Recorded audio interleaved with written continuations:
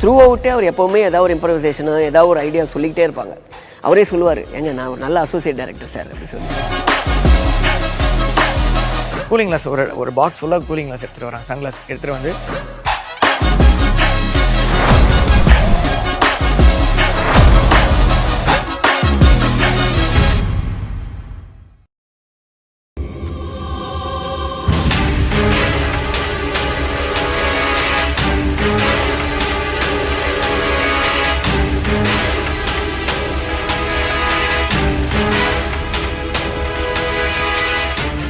கயல், உன் அத்தை பணம் கொடுத்து அனுப்பியிருக்காங்க.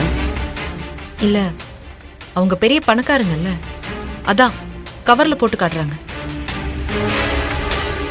இந்தாங்க, இது உங்க மேடம் கிட்டே கொடுத்துருங்க. இல்ல, அவங்க இத உங்ககிட்ட தான் கொடுக்க சொன்னாங்க. இத நீங்களே வச்சுக்கோங்க. நாங்க ஒன்றும் பணத்தை எதிர்பார்த்து வரல. அவங்களுக்கு முறைப்படி மரியாதை பண்ண தான் வந்திருக்கோம். இத நான் சொன்னேன்னு சொல்லி பணத்தை கொடுத்துருங்க. இது எப்படிங்க நான் மேடம் கிட்ட சொல்ல முடியும்? சரி, அப்ப நானே சொல்லிடவா? அவங்க வர லேட் ஆகுமே. என்ன ஒரு 4 நாள் ஆகுமா? இங்க தானே இருக்காங்க. வேலையெல்லாம் முடிச்சிட்டு வெளியே போக இந்த வழியா தானே வருவாங்க. பரவாயில்ல, அவங்க வரட்டும். அவங்க வர வரைக்கும் வெயிட் பண்ணி பார்த்துட்டு போறோம்.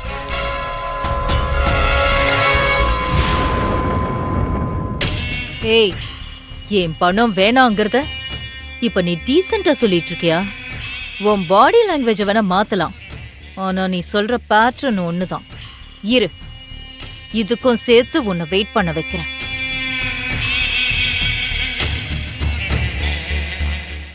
இதை நீங்களே போய் கொடுத்துருங்க. போய் மேடம் கிட்ட கொடுங்க.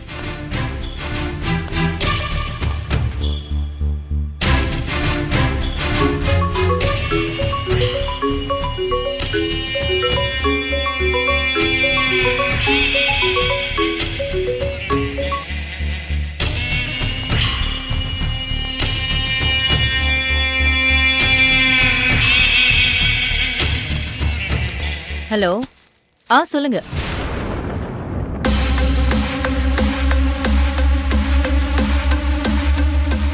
யா சான் பிரான்சிஸ்கோல ஆரம்பிச்சு பிரான்ஸ் வரைக்கும் தொடங்கின நம்ம பிசினஸ் ரொம்ப சூப்பரா போயிட்டு இருக்கு.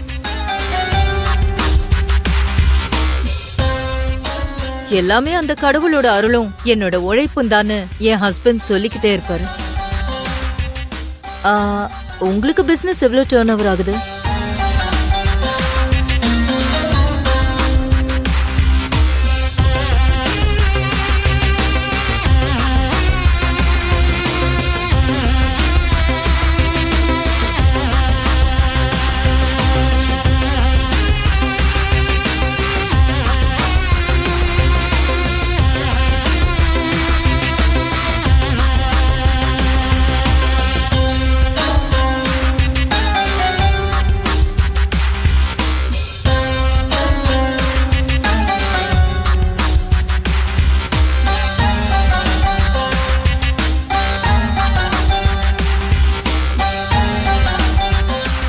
அதை கொண்டு வரணும். அத்தை, அத்தை.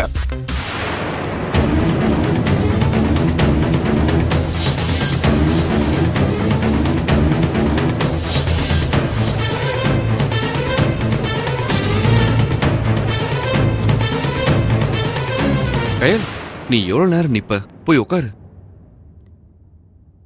அவங்க முன்னாடி நான் உட்காரக்கூடாது. அது அவங்களுக்கு பெரிய தெய்வ குத்தம் ஆயிடும்.